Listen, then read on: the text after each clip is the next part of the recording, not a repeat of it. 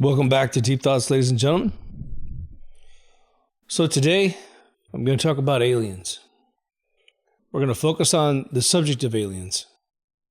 So unless you've been involved in some sort of clandestine government project where you've actually met one,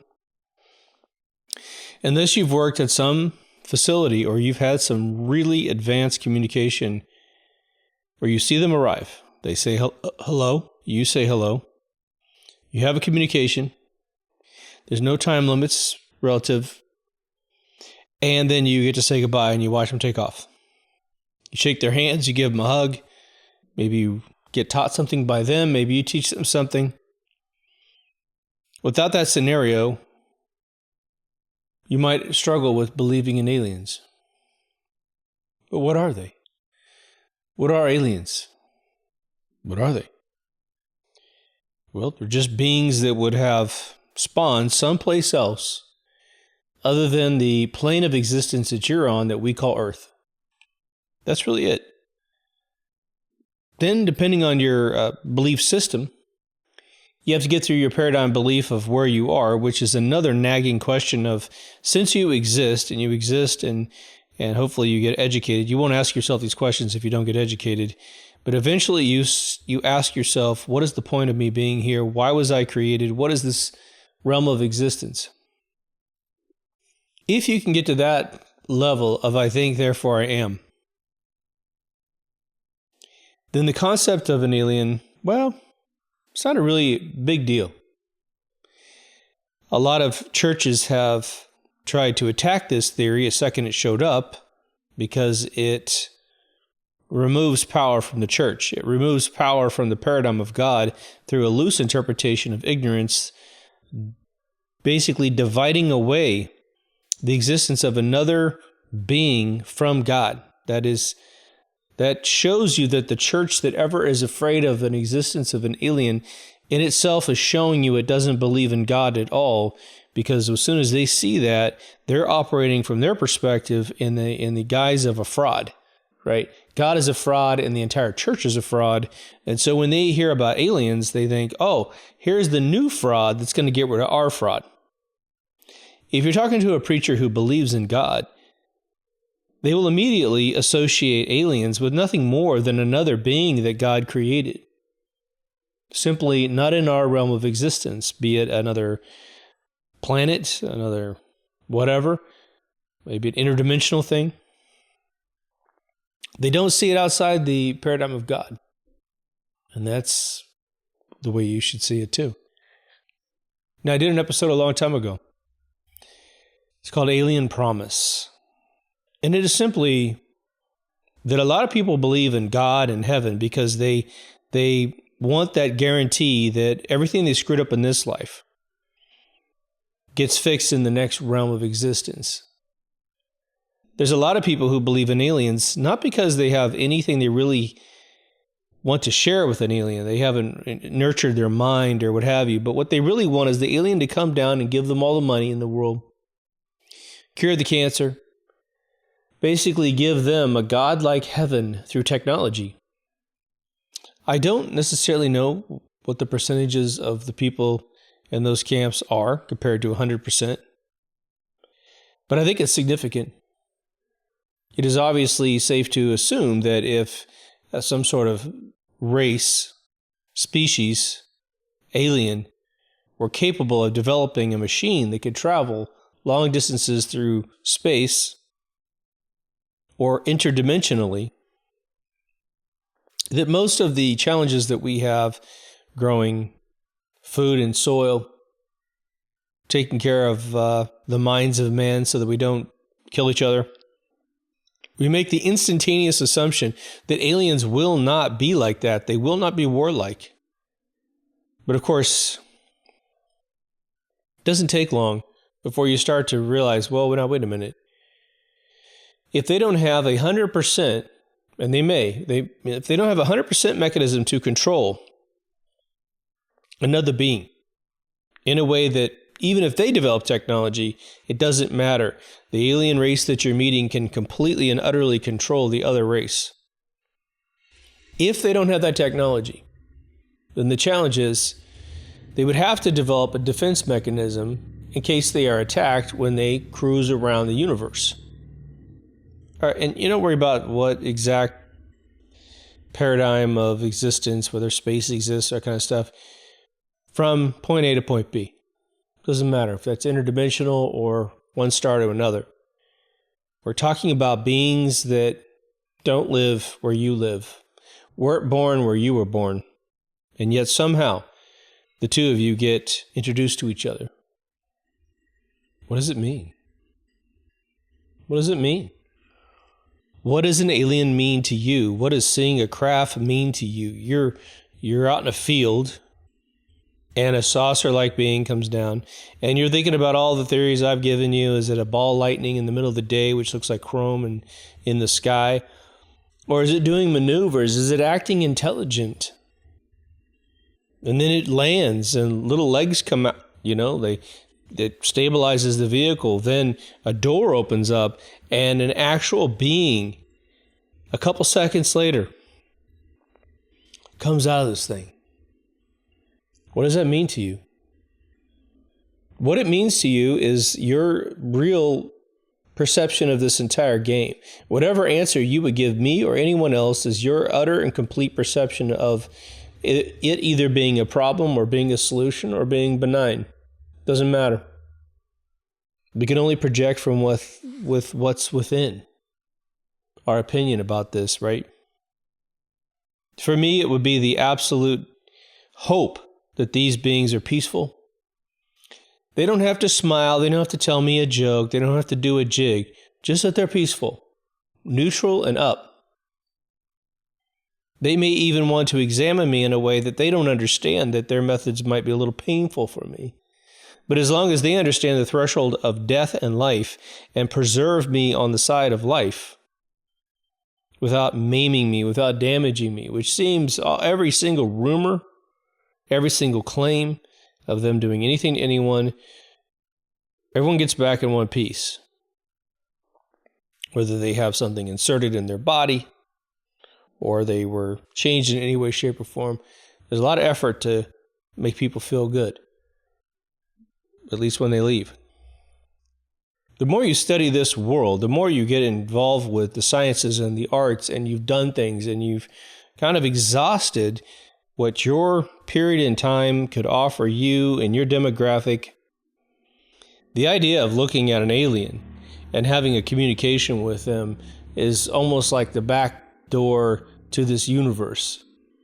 Because whatever they have in their head is the next chapter of what you could have in your head. It's an exciting paradigm. So why is it that when people claim to be abducted, claim to have been abducted, do a large portion of them, nearly 50% of them, have no wish to be abducted again? Some people, including big, strong, American male, gun-owning, meat-eating Americans, have said they would rather shoot themselves in the head to be abducted a second time. Why is that? Why would they do that? What's so terrifying? I would wager that it's an individual who never took time out to think about these beings ever existing, and therefore when encountered, it was utterly terrifying. You could be tough within a particular paradigm and you get changed into a different paradigm and you're nobody. You could be like a big Wall Street guy, and man, you could yell at your employees and know how to run a big investment firm, and then you go to a state penitentiary and you look like E.T. dressed like a girl. So we could have big, tough guys in the world, and they're not even posturing and claiming anything other than just being a man. But we look at them and we think, Sam Elliott, oh my God, nothing could faze that dude. And then a UFO lands and the guy just runs off. Could be.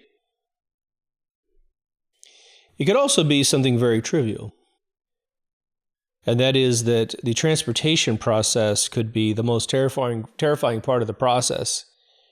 And by the time an individual is laid down on a table, they're terrified of a separate experience.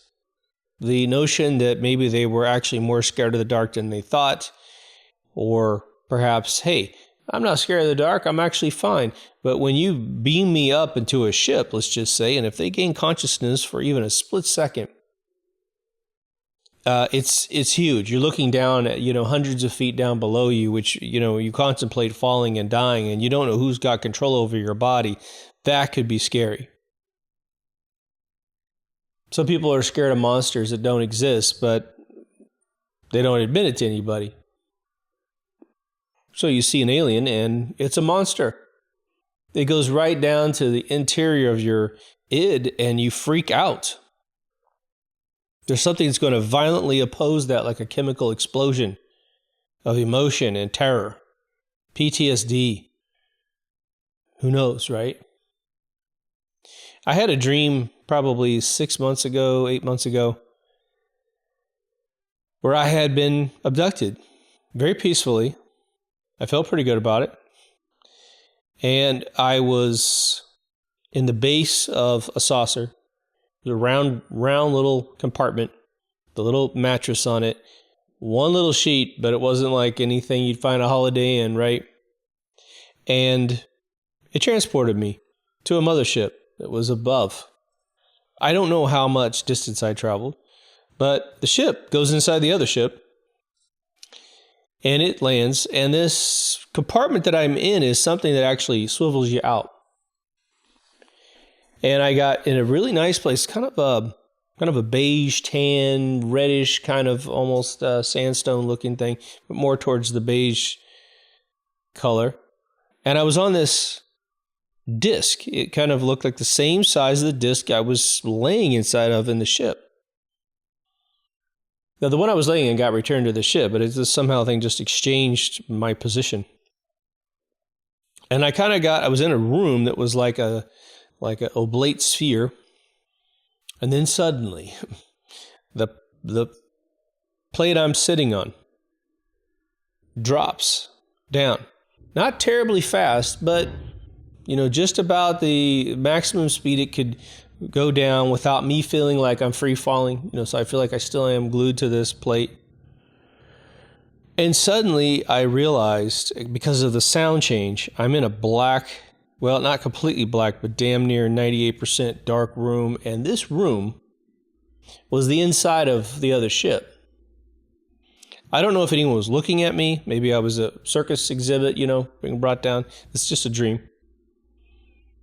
But the sound in my head went absolutely gigantic, meaning the echo patterns.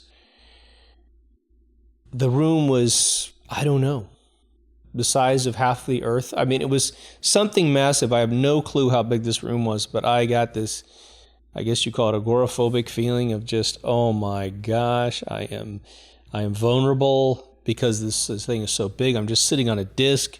I'm hoping to God that they've got a mechanism that keeps me on the disc. I believe the end of my dream was I eventually ended up on the bottom of this thing. But I mean, it was like, imagine being on the surface of Earth, but it's a spaceship. And you're on a disc. It's about 8 foot diameter. And you're just kneeling down on it. And all of a sudden it goes down inside the Earth. And you're not going to stop going down inside the Earth about 4,000 miles, okay, until you hit the center of the Earth. It was a crazy, bizarre feeling. So when people say they've got major PTSD and hopes of never being abducted again, I've just got this one little dream as like almost a footnote of what it could have been like to be taken to these tables, right? But now think about it. Other than people claiming they've had chips inserted in their body with actually wires that go into their organs. I mean, there's supposedly a person that's got this already. Lots of people have had little bizarre pieces of metal inserted in their body. Got little nerve junctions and that kind of stuff. Some of it looks super intelligent. Some of it looks like a man could have created it. But it's a bizarre metal that seems to agree with the body. Not titanium, not anything that we use to create artificial implants. But most people say that what example do we have where people come back and they're missing an arm? Or some other extremity, missing an eyeball? Where do we have those stories? We don't. If you're waking up on a surgical table, let's just say. And let's just say that's real. I'm not convinced. I'll tell you why in a second. You come back in one piece. Thing is, if you believe in God, the interesting thing about it is that God created them, 100%. And even if they're demons, He created them. But I would assume that basic math would tell us that if a demon got a hold of you, you are never coming home the same way if you make it back home, right? I mean, wouldn't that be kind of a basic thing a demon would do? Would you come back with burn marks and be some sort of Clive Barker maniac in a funny farm trying to get bugs off you with a straight razor? I mean, wouldn't that be what you would be? Isn't the whole thing about the devil is to whisper in your ear just enough to destroy your entire life? But if he had a group of aliens running around in saucers, I'm just thinking, call me crazy, he has ultimate control over you physically. God wouldn't be apparently intervening when a celestial cosmology interferes with his children. It's different, if you get a bully in a parking lot, that's man on man, and God might go, well, that's that's why I built man imperfect, and there's a challenge there. Both of you are going to learn something. And an alien, a normal gray alien or any of these aliens that are rumored to exist, they're existing on that plane as well. They just did more advanced in technology, perhaps, right? But they're still a person standing in a parking lot, right? But you're talking about a demon all of a sudden? Because I really despise that entire assumption. I think that's a feeble way of not having to deal with the fact that aliens might exist, right? You're talking about not necessarily God's direct cosmology, but it would definitely be the one between us and him. It'd definitely be one of the layer cakes between our matter-based, energy-based, soul-based ecosystem and God's absolute perfection. So if a demon gets down here and starts playing with us, I think God puts his beer down and gets involved, monitors the situation. And I don't think that's what's going on. Otherwise, I think myself and a lot of people would have had really bad experiences. But I also want to talk about I've been challenged my entire life to put words to this, and I've described it dozens and dozens of times in other episodes. But there appears to be individuals in the world that for whatever reason didn't get enough attention growing up. God bless them. They're not bad people. They just didn't get enough attention. So this is a moment where this can be a moment, this paradigm of discussion could be a moment where they make up an experience so they can get that attention. The other one is someone that's selling something, and the other one is that someone is bored to death. They've had a great life, but now they're in their late 50s, mid 60s, and like, I got nothing to lose. Hey, yeah, I saw an alien, and they start telling these stories. Typically, when you tell a lie, especially one that requires all kinds of fanciful details that it's going to require a lot of memory. And as you get older, your memory gets worse.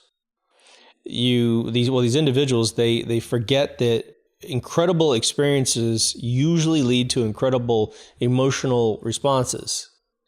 And so if you did experience something that was unbelievable, you will not describe it as a normal matter-of-fact situation, and many of these individuals will do that.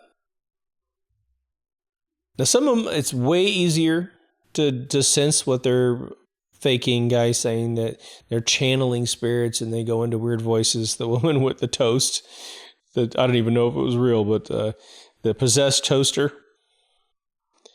There's a lot of that, where you do some toast and, hey, it burns weird one day and it looks like Jesus Christ's face or Satan's face or whatever, the Kool-Aid character in there. And they start to believe the toaster's, harboring a soul. If you have real encounters going on planet Earth, let's say back to the beginning of time, perhaps even participating as the Prometheus movie Johnny come lately into our narrative, right? It's a very, very old concept that aliens participated in the grafting of man into this plane of existence that we're in. I think it is interesting that out of all of the military interactions with these individuals, and it's been corroborated by dozens and dozens of individuals, deathbed confessions, and most of them are like, hey, I'm not sure exactly what these beings were, but they didn't hurt us. They deactivated nuclear weapons. They sliced up a rocket, an ICBM rocket that was launched, and it fell apart in midair. Makes no sense at all mechanically. This little white dot ran around with little lasers that were hitting it, and the thing just falls apart on camera, and then eventually the military scrubs it. The one guy that took the footage was a college professor, and they basically tried to ruin his career after he filmed this, and then they removed that part of the footage so no one would ever see it. And of course, there are individuals that say that they work face-to-face with these aliens on technology that they used to get here in the first place. What I don't like about sci-fi channels and History's Mysteries and all these other sticky-ass, preservative-filled shows on TV is that it immediately marginalizes the absolute subject matter that we're talking about. Even these Project Camelot interviews and stuff can go awry. Someone's trying to be serious on the other side of the conversation. Then the people that brought the camera are hand-picked to be morons and start talking about all kinds of crazy stuff while the person's talking about legitimate stuff, thus mixing it together, right? 80% truth, 20% lies. That's all you need to destroy any credibility of a real magnificent story that you're hearing that's true. What's, I think, apparent and obvious is that at a Project Blue Book, at a Pentagon level, at a Area 51 level, and maybe S4 if that exists, and other clandestine agencies, they aren't having goofy conversations about any of this. They are looking and they are observing. They're comparing their true, accurate version of history with what's been claimed at a particular time, and trying to figure out, well, is this the blimps that were, floating around America, and little Kansas girls in the 20s didn't know what they were looking at, and so they thought they were UFOs? What is it? What are we seeing here? What's in the Bible and Ezekiel? What's in some of the paintings that various master artists did over the years, where it looks like there's things in the sky, and it's not like a dude riding a chariot with horses, and flames coming off the tires. These are very geometric looking objects, very similar to what you might have seen in like a fictional movie like Close Encounters of the Third Kind. If we can't get one serious conversation going in public, or get someone to go to the next level of questioning. That was one of my biggest complaints when I first started this show, was I was running into just riffing with you guys, coming up with far better questions and analysis than like Stanton Friedman, that guy, the physicist, great guy. Tried to have a lot of really decent conversations, but when he's in a documentary, they cut you down to sound bites. Everything's a sound bite. That's a trick, man. You don't get to have a deep thought. You don't get to, you're basically saying the alphabet, but you're done at C. A, B, C. Done. See you later. Thanks a lot. Thanks a lot. Great to meet you. I want to stroke you while you're here at the studio, but when you're gone, nothing's ever said. Oh, they'll bring in the crazy guy with the crazy hair. You don't think they love that dude? Amount of times I got told that guy was an utter genius and all this other stuff. It's like, okay, well, show me one thing the guy's ever said that resembles a genius thought. Because anybody who really wants to get the story out and who's devastatingly intelligent won't want to be a part of those forums unless he's able to put demands down and say, look, I get final edit of how my questions are presented on your show, my answers, right? But what happens to our brains when we think about the notion, if someone asks us, do you believe in aliens from another planet? You know? Now, a lot of folks recently have given up on the paradigm of space. Okay.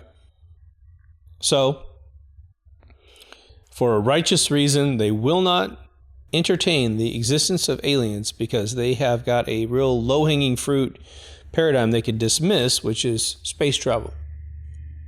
Which suggests, okay, if that happens, that these beings only travel outside of the paradigm that we look up and see in the sky, right? This Milky Way thing, all the stars. They have apparently no explanation for what that is, but that doesn't exist in the way of a container that you could travel around in.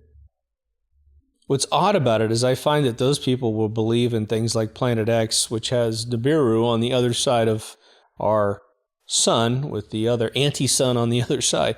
So they've got in their paradigm of thinking enough goofy thoughts that it doesn't take any logical thought. They believe in aliens when they want to believe in aliens, but if they dress them up like human beings, they're no longer aliens. They have to be like big almond-eyed creatures or mantis or whatever.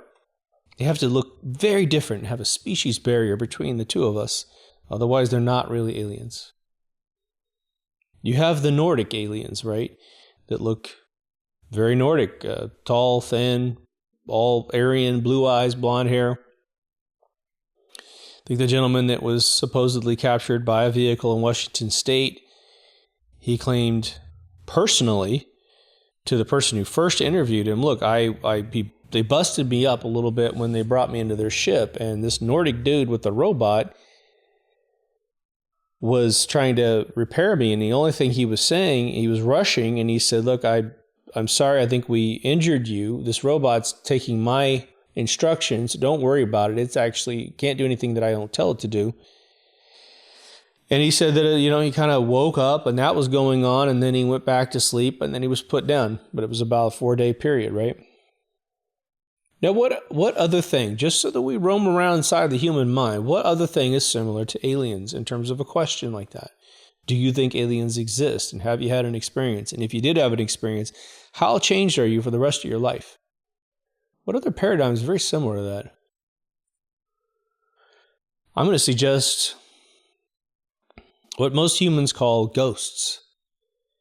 Do you believe in ghosts? Do you believe in maybe apparitions? Any type of contact with someone who was alive on Earth, went through a formal death process, and suddenly continually appears to individuals who were, for whatever reason, open to their existence, right place, right time.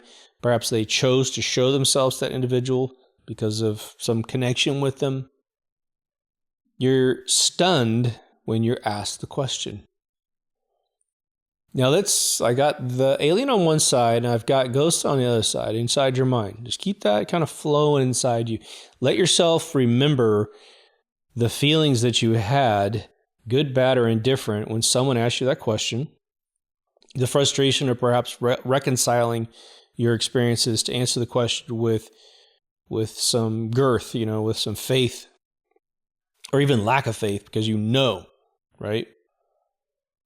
And then you've got sort of a paradigm question.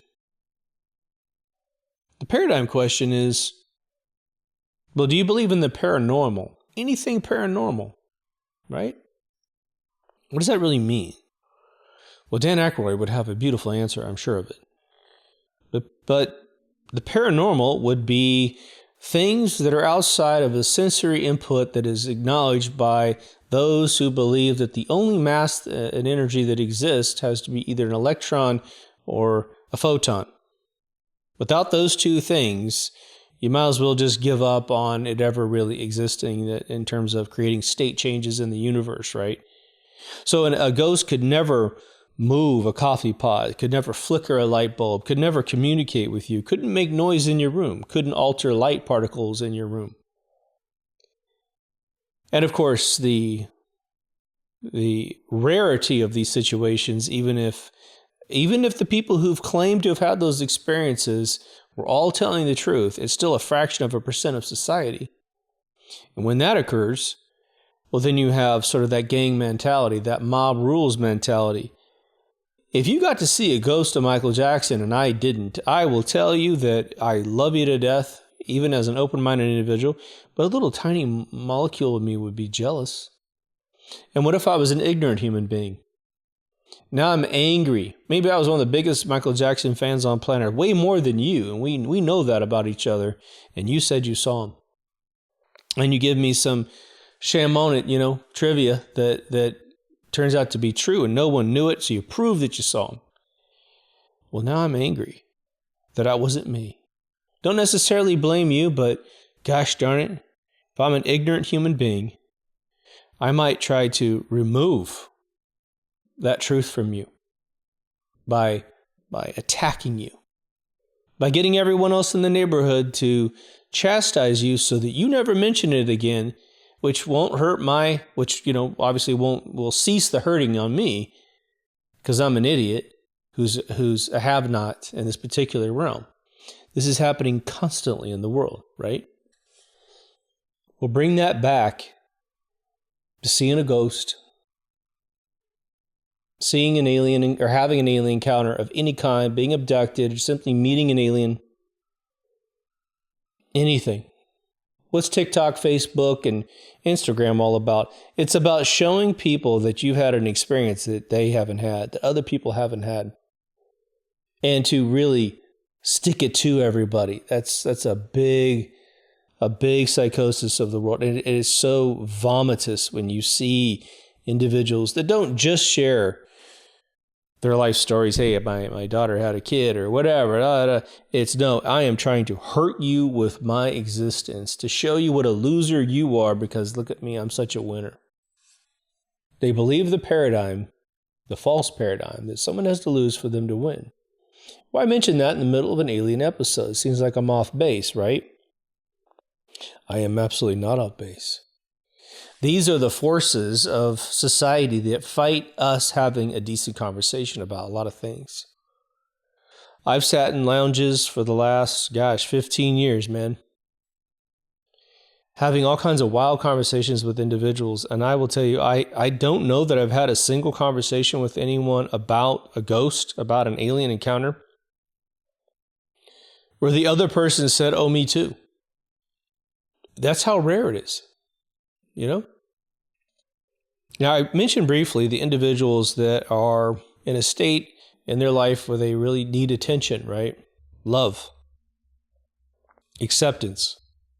They want to be the rock star, but they're never going to be the rock star because they never learned how to play an instrument. They don't know how to sing or whatever.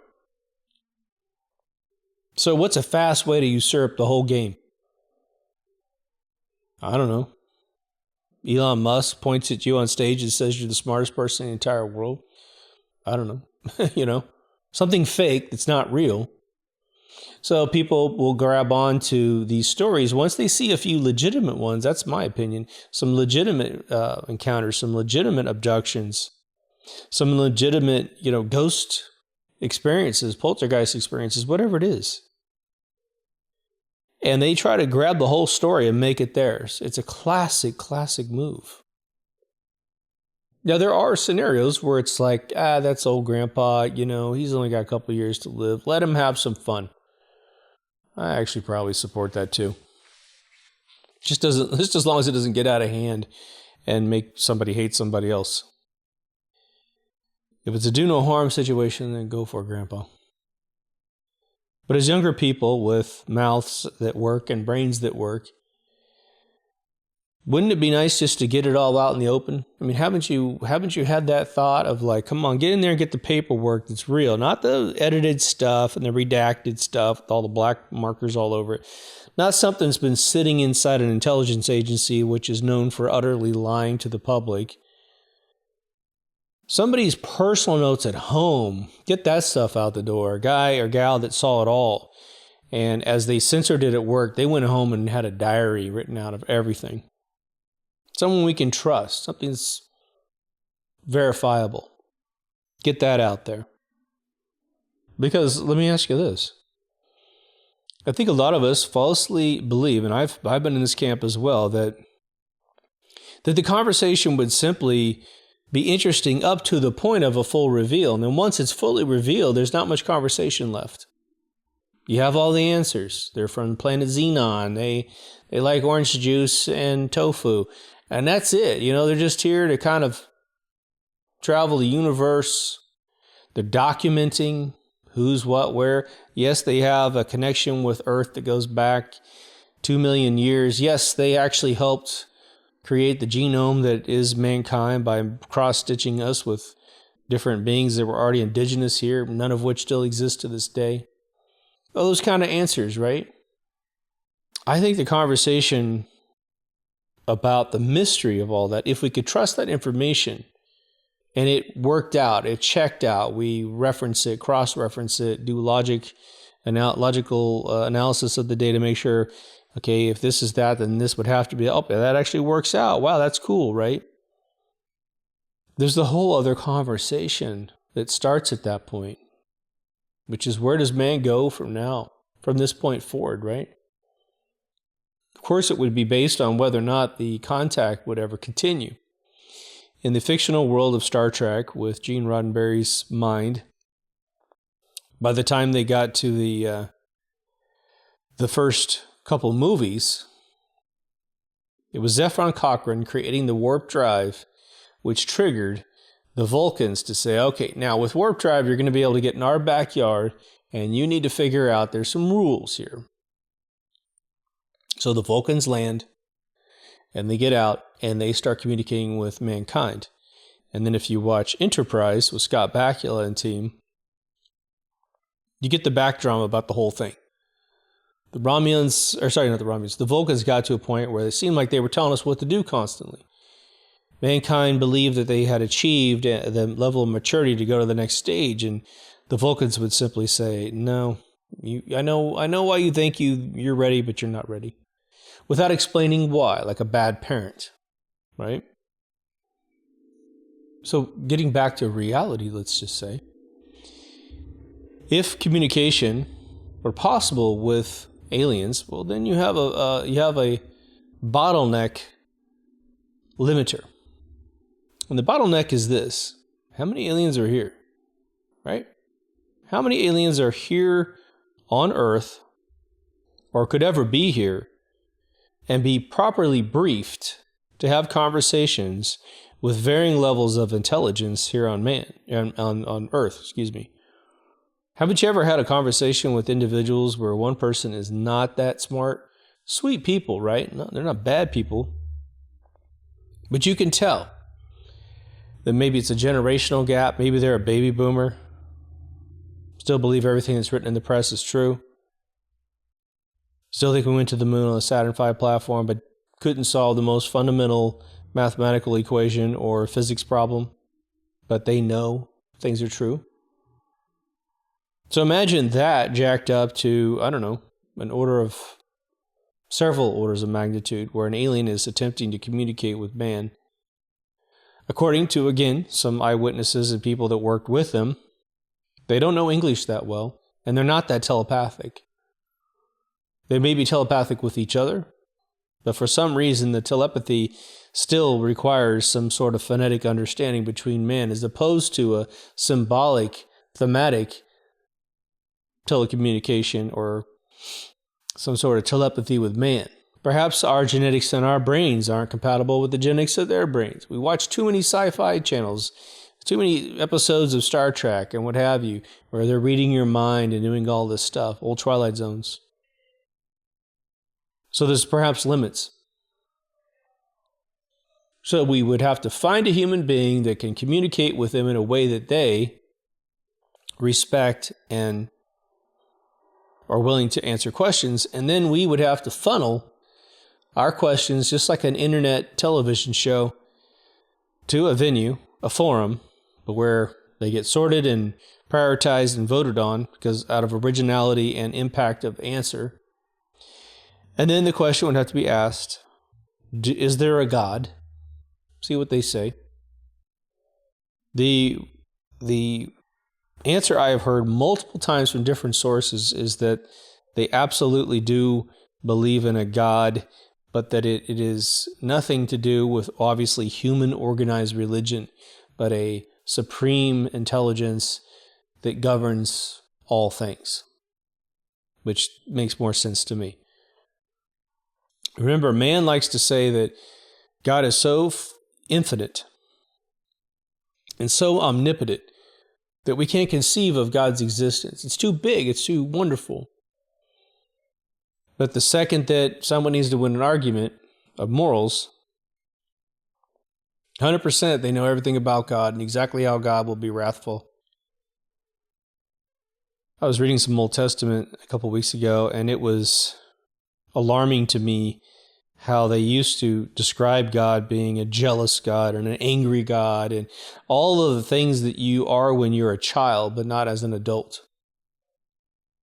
When it comes to aliens' level of aggression, an alien race, there's the tired, trite movie plot, which is something's wrong with their planet, their solar system, and they're coming to ours to grab our planet and kick us off. And therefore, we have to be angry at them and kill them and fear them and that kind of stuff, right? Then there's the day that Earth stood still, where they're bringing us cures to cancer, but they look extremely human. Klaatu was extremely human. And then there's the very incompatible, different-looking DNA aliens, which starts to really cross that threshold of fear for mankind. You're more humanoid, but different. The almond-eyed grays, which are also known as beiges when you get to the females that are 6 feet tall to 7 feet tall. Which was funny because it was portrayed in Close Encounters of the Third Kind. I think the female in that last scene is probably 20 feet tall. But that's a movie. People have said over and over again, and again, I'll share a story with a woman that was not well read at all, and it was this very mild-mannered. When I say mild-mannered, her voice was so soft you could barely hear it. She was my masseuse at a chiropractic clinic. After you get the adjustment, this guy believed you should get, someone to work on you a little bit to calm you down, so his adjustment would take a hold a little bit better. So I would have, and I used to go 5 days a week when I got a little neck injury. And so I'm a social guy, so I started talking to her, and I'm probably 21 years old. Actually, probably 20 years old. And she told me that she didn't sleep that much. And I said, well, what does that mean? She goes, I only sleep a couple hours a night. I was like, she's a little tiny thing, about 5 feet, but very petite, married. And so I said, well, gosh, what's that like? And she said, well, I said, you have a husband. I'm like, what do you do? And she goes, I just kind of do my little sleep. And then I just sit up and I listen to him sleep. All right, well, sounds good so far. And then she crosses over into an alien story. And she says, well, I forgot how she exactly started it because I wasn't necessarily talking about aliens at that time of my life. I certainly did not have my experience in Oxnard, California, in a beach house by that time. But she got to a point where she said that she gets abducted quite frequently by aliens that fill up her room and grab her out of bed and take her away up to a group of aliens that then teach her and other human beings various subject matters, right? And she said that her husband was had to get used to this because he got terrified that his wife is being taken out of the room. And, regardless of his size, he's a lot bigger than her and he can't stop this. And she said they would paralyze him and try to comfort him. But still, it was very difficult for him to remain calm. So I asked her, here we got an outrageous claim. I love outrageous claims because it just gets right to it. Well, what did you experience? And this is a woman who's, she's a masseuse at a chiropractic clinic. I love these people. They've changed my life. But if she was some huge academic, like she's going to reveal in this story, then I don't think she would work there. Or she would at least have a history of being some professor somewhere. She went into a very elaborate story about how they were teaching her how to count using colors. Now, she went off in a much more detailed rant than I can ever recall, but she was, and I think I've heard this since then, but she said they count in colors, and how that the one way that they actually solve mathematical equations faster is through using complementary color wheels. Imagine, like yellow is a complementary color to blue. And so if they have an equation on the blue side of the equation, they have an equal opposite algebraic sort of formula in the yellows. And so all of this was, in some circle. Now, there definitely were New Age books back in those days. She could have read something and fed it to me. But her total lack of necessity for me to believe this, for me to think she was special, was very evident in the room. It wasn't like she came back and, gave me another story next time I was there. She shared this with me, and it was under the guise and the sort of disclaimer, you're going to think I'm nuts, but this is what happens to me. And it just never left me. Wow, I wasn't in California for any more than maybe 3 years when I met this woman, and she was almost physically identical to another sweet woman that worked at a Walmart where I was a stockman and a checkout guy. She had the sleep thing as well. She told me she barely ever slept. And it's this tiny little thing. She passed out the carts when you came in, right? Very bizarre. So one of the trends that is coming back to mankind, in my opinion,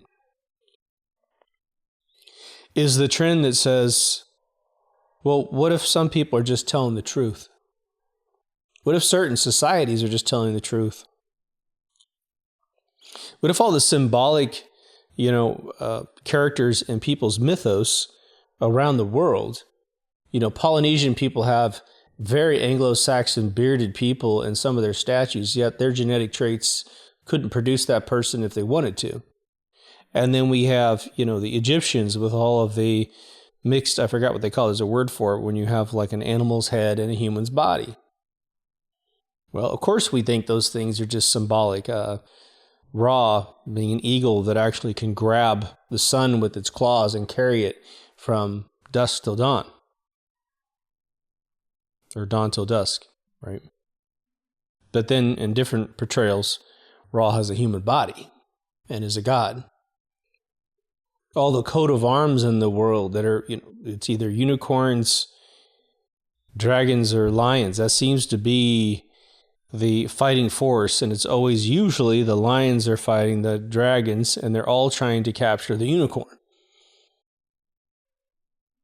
Bizarre. Why is that? Why is the, Alfa Romeo logo eating a man? And then when it became sort of not fashionable to be eating a human being, they say it's birthing the human being out of the mouth of a beast, because that always happens, right? I believe I have a whole episode called Alien Intent. And I've got a couple different episodes that are very similar to that. But it's really about what would be the intent of an alien culture visiting Earth.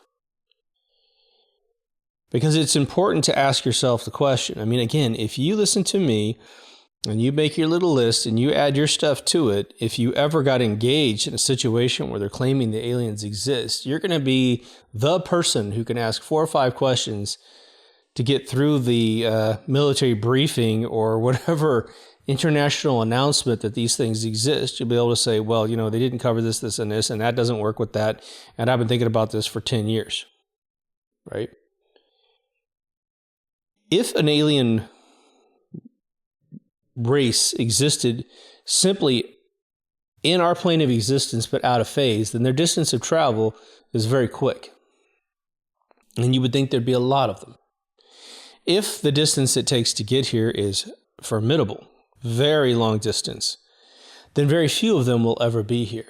And that was the general consensus from everyone that was ever told anything about the Roswell crash, that these three beings, one who died immediately, one who died eventually, and the one that was unscathed, supposedly communicated that they traveled such a distance that no one's going to come and rescue them, that he had completely accepted the fact that he's here. And then there's all kinds of weird rumors about the code name they gave that little guy and the fact that he died in 53 of some basic thing. 47 to 53 is 6 years. That'd be a whole lot of debriefing and communication, you would think, right? You can teach anybody a language with any level of intelligence within 2 years, right? You could take me, put me in any country in the world, and within 2 years, without being a magic person, I could learn how to speak that language good enough to get along, right? But there was a famous old Twilight Zone called To Serve Man. And hopefully you've seen To Serve Man in your lifetime. If you want to see it without a spoiler, then pause this video and go find a way to see it on Paramount Plus. But it's an episode where an alien shows up and pretends to be on our side, and he's going to use all of his other alien buddies, and they're going to make Earth grow crops in the right places. There'll be no more sickness, and they deliver. But it's all about keeping man sort of well-fed. But eventually, in the episode, they crack this book he left behind. And the first thing they cracked was the name of the book, and the name of the book was To Serve Man. Well, that looks like what's going on, man. They're helping man in every way, shape, or form, just like they said they would on day one. Then, this woman cracks the whole thing, and she realizes it's a cookbook. And man is being fattened up and shipped off to the other planet to be eaten. And so that kicks off the other question, which is, are they good or are they bad? Now there's the layer we've already covered, which is them being some sort of demonic force, right? It was said that individuals who are part of Roswell, some of them went to their grave and were absolutely horrified at what they saw. Others were like, no, they weren't evil, they were just different, and you just don't have the intellectual power to reconcile that in your mind, right? But take them back down to not supernatural. Take them back down to just being another species. Isn't it interesting that when we have our most enlightened human beings, war seems to dissolve away into a ridiculous paradigm of existence? Why the hell would you want to ever fight a war? A war is simply one group of people being indoctrinated by someone else. And again, I'll just give you a little hint here. Anytime you have individuals that don't ask questions, that group of people ends up following a leader. And that leader, unanimously in Earth history, has led them down a dark path. The Genghis Khans, the Mussolinis, the Hitlers, whoever, right? Koresh or whatever. I know that there's alternate versions of history, and I'm not negating that. But all those people are dead. So whatever. You need to ask questions, because if you don't, you'll end up grabbing the tail of totalitarianism, and you will end up dead. Your people will end up extinct. So it's sort of safe to say, okay, would it be possible for, just like Earth history, you've got a group of scientists on their planet that invent these spaceships, but you have sort of that gorilla race in Planet of the Apes, that even though the orangutans are still trying to preserve sort of the lore, and you've got the chimpanzees that are interested in truth, you have a little competition on the planet. No matter what you do, you can't get them all to be one type of monkey, where they're just balanced and they're not doing any harm. Well, the theory, which is not substantiated by anyone, as far as I know, enlighten me if you know, that the Greys are that race. The whole idea of them having sort of a one look where there's males, females, and Whitley Strieber has a third race, or second race really, which is these really tough hombres that come in with round eyes and they're wearing World War II helmets. Really strange. It's like World War II British helmets, okay?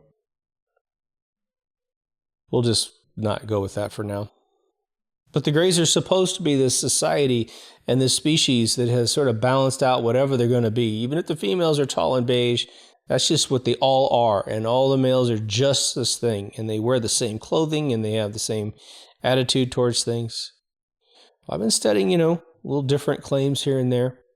The one in Zimbabwe where the craft lands in front of all of these young kids and warns the children, look, man, you got to be careful about your... about how you're handling your planet because it could get really bad. And, this is 1994, Zimbabwe. Well, have we really cleaned up much? I mean, we've got smog out of Los Angeles.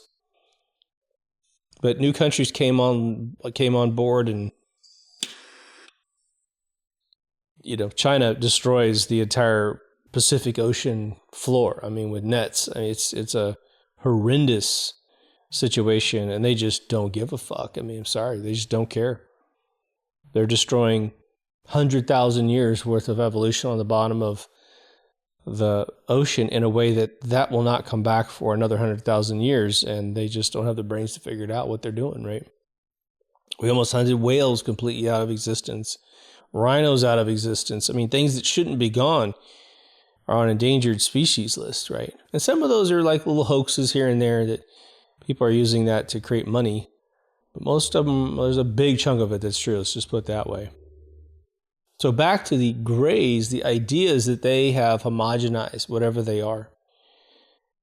Probably limited in their sort of have and have not mentality within their own world, which does what? It allows that society to advance faster than Earth. Earth is so stunted technologically, mainly because we're fighting over all the other stupid agendas on planet Earth. Our IQs are so low because what we did was we relegated ourselves to saying, if you don't go to an institution, you could never be smart. Can't teach yourself. Okay. You have to go to university. Otherwise, you can't be smart. And then people write books and say, well, every mega mogul on planet Earth barely has a degree. Okay. They are the self-taught. That's what made them more intelligent than other folks. It's a sad thing. We all should have the same level of intelligence based on our interests and what have you. But now imagine that in a quarantine world where a species got past that.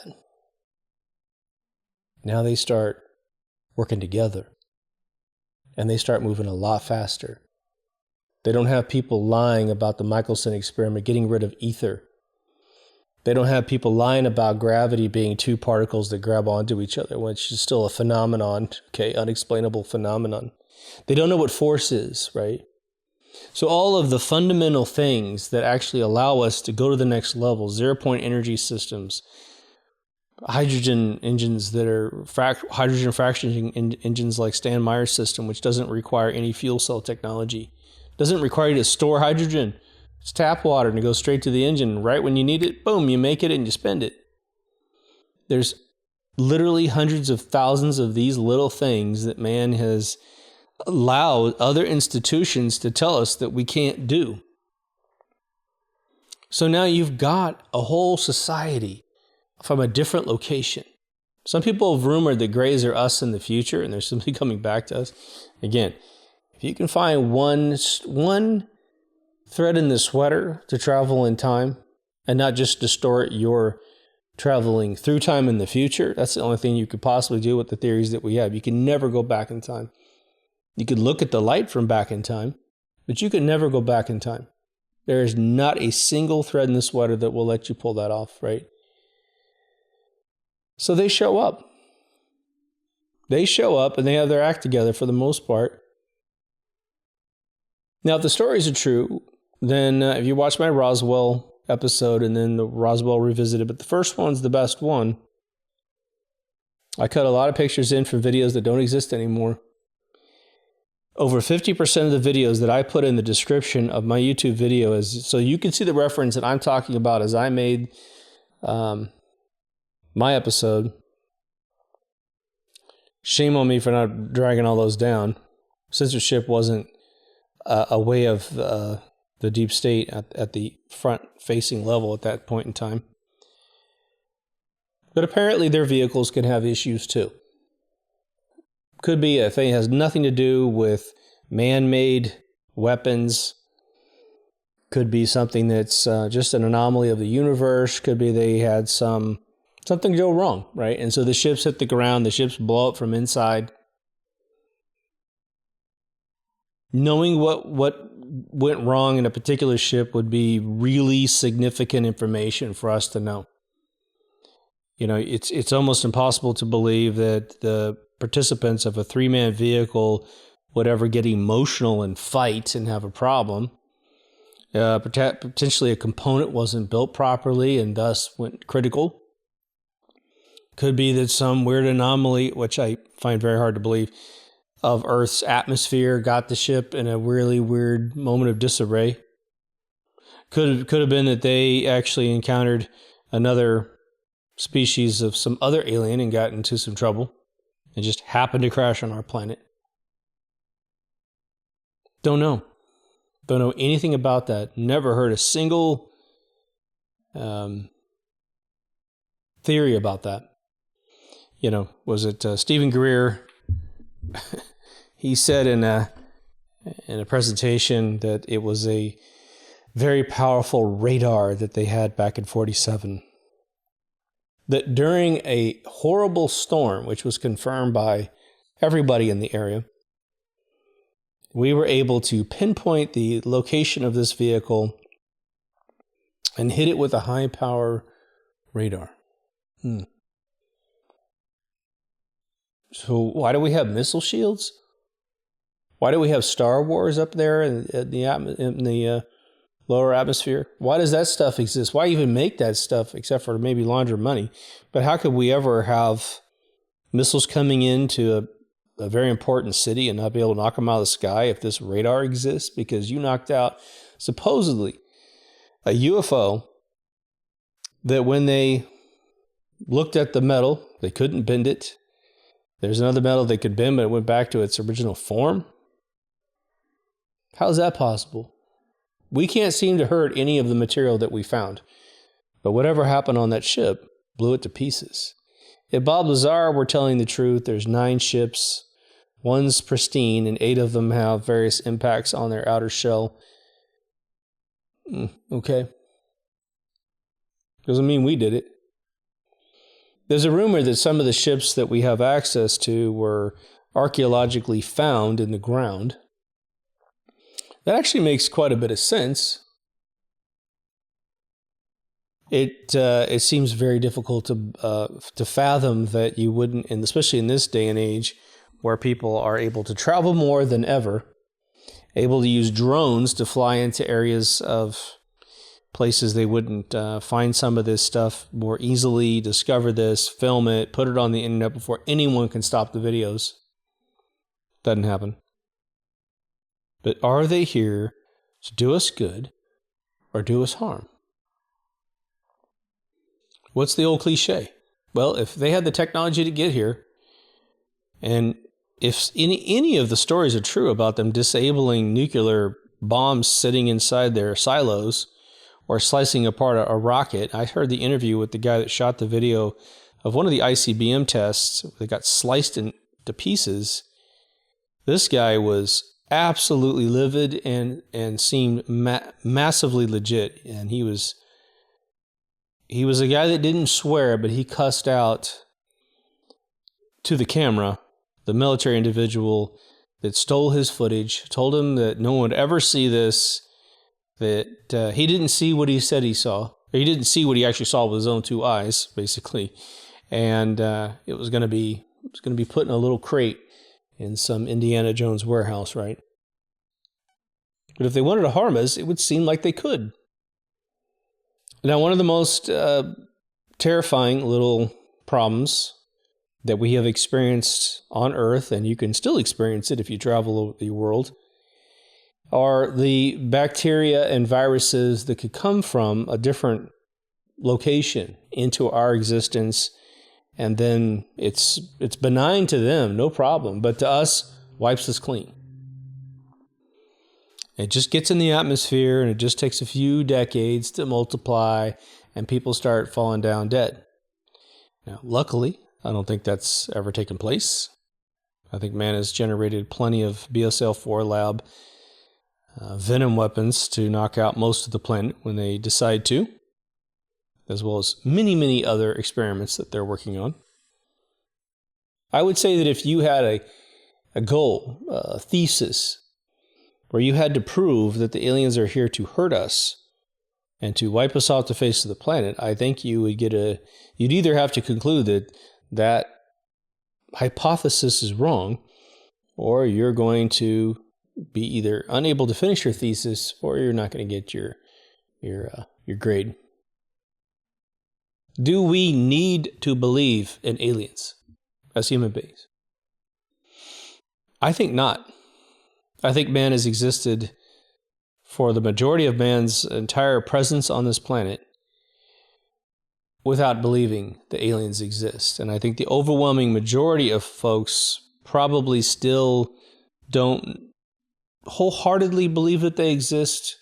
Of the group that says they totally believe, I think that's when you study their heart and their soul, they're still unsure. And that's a healthy thing, unless you met one. And you could say, I met it in a realm where either it contributed to your future events, like they said, go here and dig this up and you'll find this thing or whatever, some predictive thing, right? Then you may think, oh gosh, man, was that real or was that not real? I have two experiences, and I think one could easily be a dream. But I remember touch. I remember a lot of touch. I remember a lot of interaction and feeling, but then I have no explanation for how it ended. It just simply ended.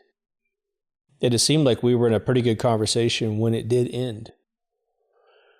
But for all I know, I'm just riffing. I'm not trying to make you believe anything that I experienced.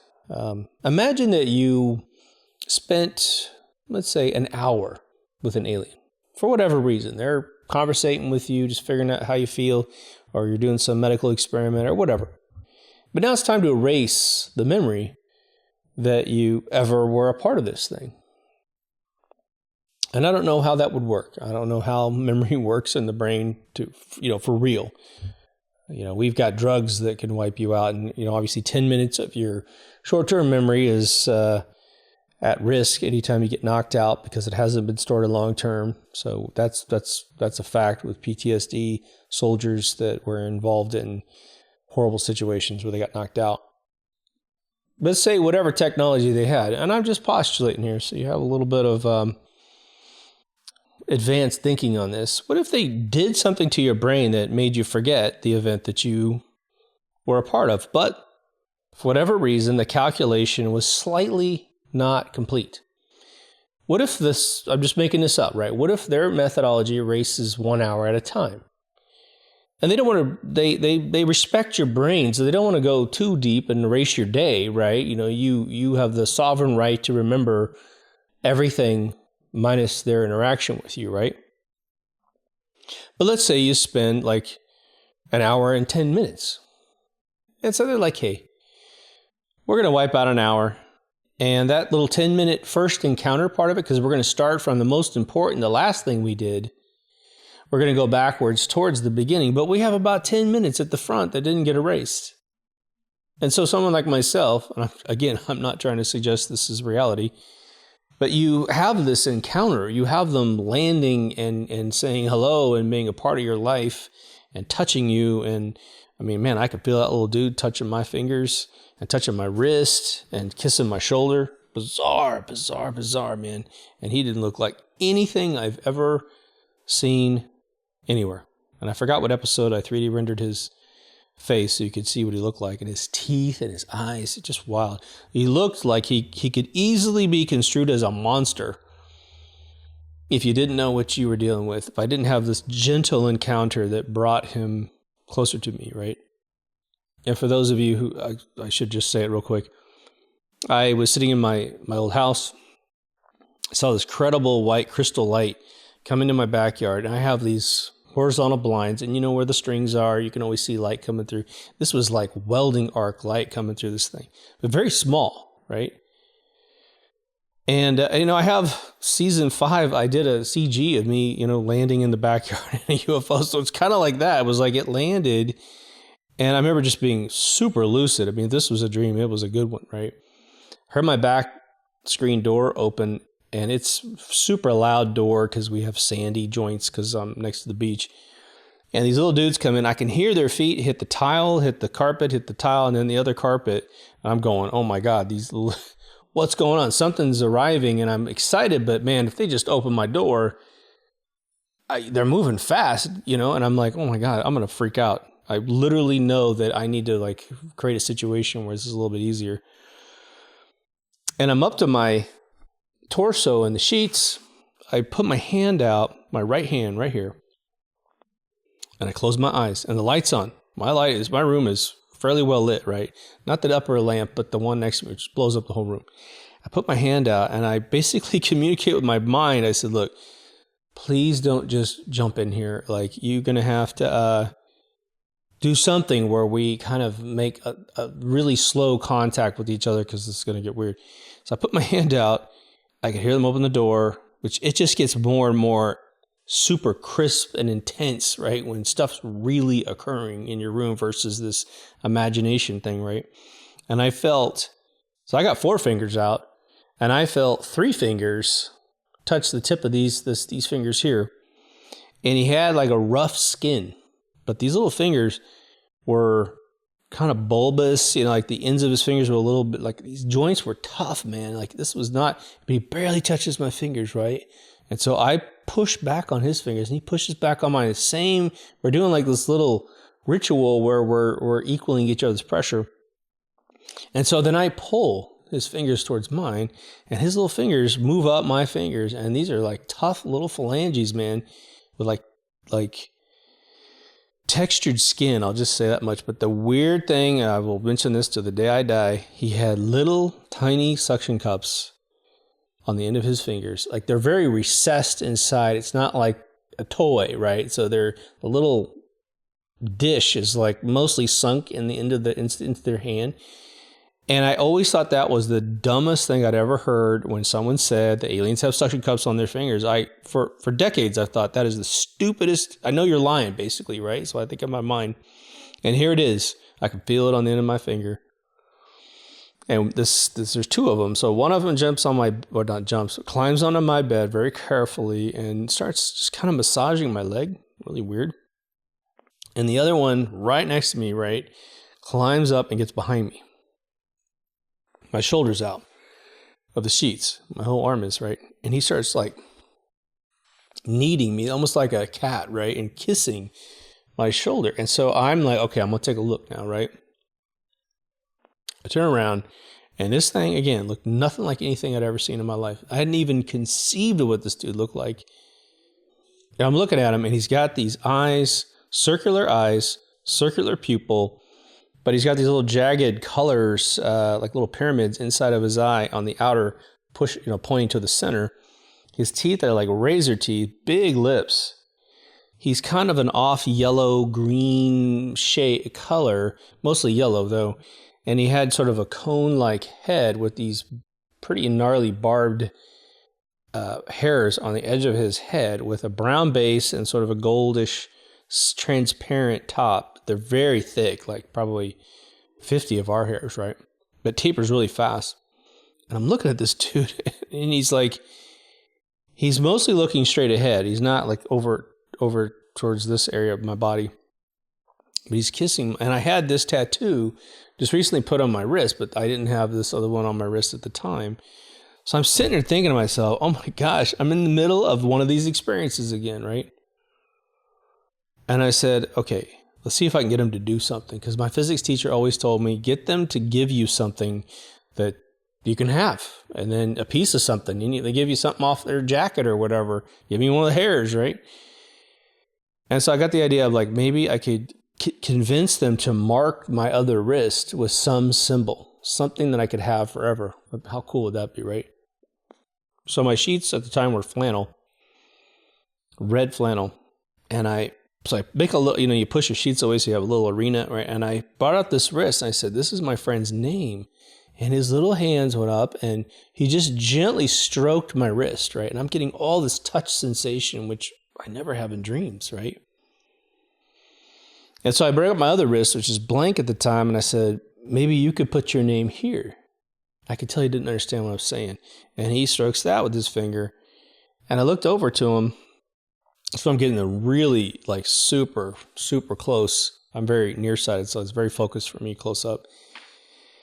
And all he kept saying was, he kissing my shoulder and he goes, you're good. You're good. That's all he kept saying, right? I'm like, so then, poof, it's over. I don't have any memory of even losing the sight. I don't have any memory of going to sleep. It's just done. It's over. Now, the other thing is that when I dream, and I dream every single night, like just crazy super movies, right? When I wake up, it's very apparent to me I'm waking up out of a dream. Even when I have to roll over and try to hang on to the dream, it's very apparent. I'm very lucid. The second I wake up, boom, my brain's working 100%. I'm not like one of these drowsy, ooh, what's a good one on? I'm not that dude. I've always been extremely lucid when I wake up. Not necessarily lucid in my dreams, but anyway. So that was a very bizarre experience that to this point, I couldn't pass the lie detector test if I said I thought it was 100% real. What would make it real versus fake? But I will pass the lie detector test in terms of what I just said happened, How many times do you really remember everything in your dreams? I was able to model in 3D this dude's existence. It's not perfect, but it's probably 85-90% correct. If I worked with another like a character artist, I'm sure we could nail it eventually. But who was that? What was that all? And it wasn't. I didn't worship the devil when I woke up in the morning. I didn't have a pentagram on my wrist. It wasn't hurting me. I didn't wake up in any pain. So I have faith, nearly 100% faith, that I have not seen anything that would make them negative whatsoever, right? Of course, there's other reptilian theories, and I got plenty of episodes on reptilians, but that's more of a possession sort of thing or shape-shifting kind of theory. Again, there's no evidence that any of that exists. There just isn't, right? So I want to end on the conversation's been going around for several decades, apparently. I was only aware of it maybe a decade and a half at this point. But the whole idea of a fake alien invasion sort of thing, I've got at least 2 episodes on this. If you really want to hear the super detailed analysis of this, it could be worth your while. If you think about these subjects and you wish you didn't, or you wish you could at least get it to the next level of thought, the episodes that I've done on these are for you. And make sure you pay attention to the comments, because some of these listeners, like you guys, you're geniuses. I mean, the stuff that you guys have said, I've said this several times in other episodes, you change my life sometimes with your comments, and that's no joke. And it is not easy to move my brain in a huge way. And some of you are so brilliant, and you have got things boiled down. I'm reading 2 sentences and my life will be different for the rest of my life. It's happened more times than I could count. Let's put it that way, out of like whatever.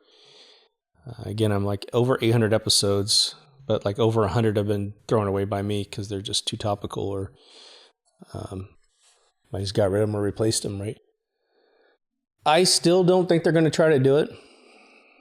I think that they have tried much lesser things, and they're unable to get anything to stick, because we're pretty cynical and we're pretty wise, right? The masses aren't, but we are, what you might call the Anons, right? We're pretty astute, and we can make things stick in the masses. Like that's not true.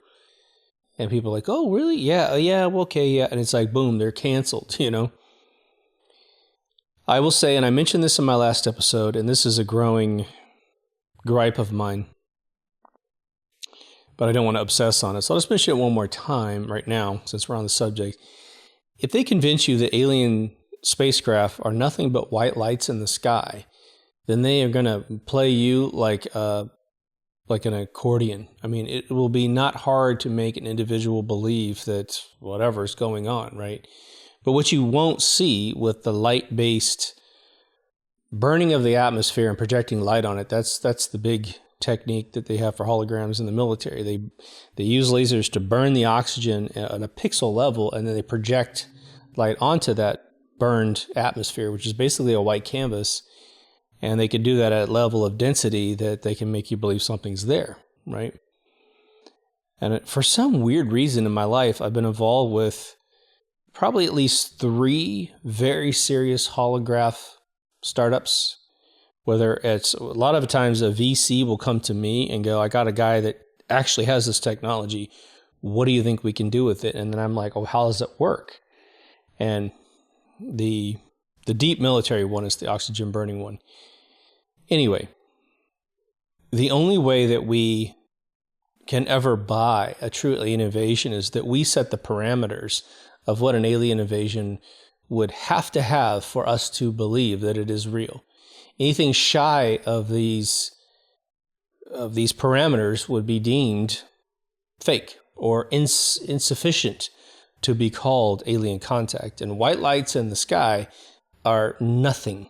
It's an absolute zero-sum game, okay? So what's the alternative? The alternative would be a vehicle, one that actually looks like it could have occupants, I think, would be a decent requirement. And the other one would be actually landing and actually producing an alien species coming out of the vehicle, which is my whole episode about meeting an alien, right? But without getting into the psychological details of how you would react to that, the other one is to say, well, we know there's been a lot of hoaxes over the decades, right? Especially since War of the Worlds was broadcast by Orson Welles back in the 30s, right? So a lot of, parameters are set when a piece of fiction by H.G. Wells, what are the odds H.G. Wells was put on the radio by Orson Welles? People think, well, that's it. If you match that fictional story, then we have an alien invasion. And I would say it's almost going to be categorically different than what a novel, almost 150 years old, said. That's not going to be what we need, right? I think what is going to be controversial to say, but I think probably has more truth in it than anything else, would be to say we have most likely observed with our own eyes photographs of legitimate spacecraft from other places. There's plenty of hubcaps and other, disinfo. The guy that wants to be famous, he builds something crazy in his backyard, somehow figures out a way to photograph it with old cameras back in the day that looks legit. But I think that if we see something that matches what thousands of people have claimed, especially since the 4K cameras have come around, we have better footage of some of this stuff. There's the orange light, which has been viewed all around the world. And again, I just met a guy. He's passed away just a couple of years ago, but I met him, and his name's Charlie. He was just the sweetest guy at a bar, and just a very mild-mannered guy. I talked to him 4 or 5 times throughout this 1-week stay at my hometown. And he mentioned just being on his porch where he lives, and he's like, man, there was an orange light that came over my house. And he goes, it was so bright at night. He goes, this is like 2 a.m. He goes, I could have read a newspaper on my porch. It was so bright. And he goes, then 2 Air Force units were chasing him, 2 jets were chasing him, fighters. And he goes, then it took off again, and he lost him over the horizon. And then he goes, then the orange light comes back the other way, and it never stopped. So the first time it went over, it stopped. And he didn't have any, close encounters, notes coming from it or anything. And it didn't seem like he thought it was trying to pay attention to him or anything. It was there. That light has been viewed in Europe. It has been viewed in all over the United States. And this is going back as late as the late 70s, where again, you have entire villages see this thing, little kids and man, woman, and child. And one farmer said he thought his whole crops were on fire because he woke up and looked up and there's orange light splashing into his house. And he's like, oh my God, my crops are on fire. And it wasn't. He went outside and he found the whole village is out there looking at this orange light. So I think that probably if anything were to occur that resembles anything real, it's going to echo some of the more legitimate stories that are out there to listen to, right? Which is why I feel like if you're interested in this kind of thing, you owe it to yourself to listen to all the BS testimonies about seeing stuff, and because you're going to find a couple gems in there, a couple that don't have all the telltale signs that someone's lying. There have to be some requirements. There has to be. We just can't say, oh, we're going to be popular if we go along with what everyone else saw. Lights over Phoenix or lights over the Capitol building. With drone technology out there now, and if you have any idea how much an LED can be turned up in terms of nits, which is the unit of measurement that an LED has. I mean, if you want to really build a super powerful light, you just build an LED packet with a white LED in it that can really zap out some photons, and then you put a nice power supply on it, put it on a drone with the propellers designed for stealth cutting of the air so you don't hear it, and you fly them around however you want to convince people that they're there. Or you project it from the ground into the sky, or you do the holographic technology of burning the atmosphere and pushing light on it, or you do it from space, some low orbit vehicle that's projecting it down, right? And then you'll be duped. And again, the dupe is to gain world power. That's why we don't want to hand off a success without some serious, I think, interactions with actual beings. Now, could the military also create a hybrid human being and work on it for 30 years and teach them their own language and actually tell them that they're from planet Xenon? And so when they come out, they're, Klaatu, Barada, Nikto, and they're like, oh my gosh, these things are totally, well, they probably could do that. And they could build a anti-gravity craft matching whatever specification. And you could have the ship having props inside that aren't actually a part of the propulsion system, but it's like a Hollywood set inside, and so we buy it, right? So it's really hard. It's really hard to say for sure that you're actually having the experience that you think you're having. Anyway, I think you feel me, right? It's a very interesting subject. Why wouldn't aliens exist? What's wrong with aliens existing? It doesn't negate God in any way, shape, or form. The only people that think that are people that are basically don't believe in God. I guarantee it. If you believe in God, you have no problem. Because if you believe in the God, you probably believe that you're okay, right? Doesn't mean bad things don't happen. But there's no evidence that they've ever done anything to hurt anybody. That's man-on-man problems. That is proven time and time again, isn't it? So let me know what you think in the comments. This is an interesting subject, and it would be nice to move the conversation forward, right? Try to give me, if you're interested in this subject matter and you want to hear more, give me some, talking points, some questions. Well, you didn't address this, and this is really what I think about all day long. Have you heard about the testimony from this guy or this gal or whatever? Some of you are already doing that, and I very much appreciate it. I love to hear a great interview about these kind of things. I really find that cool. But anyway, if you haven't been to the website, please go. It's getting better every day. I work on the indexes time and time again to try and make it easier to find stuff. I did realize I had a mistake. I had a category called The Matrix, and I didn't look down to T, and so I created a different one called Matrix. So I've combined them together, and I just call it Matrix. So any of you interested in whether or not we're in a matrix, that is now all collapsed into one category under M for Matrix. But anyway, there's audio, video, there's a store up there for some cool shirts. And to all the PayPal and Patreon folks, thank you so much. Take care of yourself and someone else, and I'll see you in the next Deep Thoughts. Over now.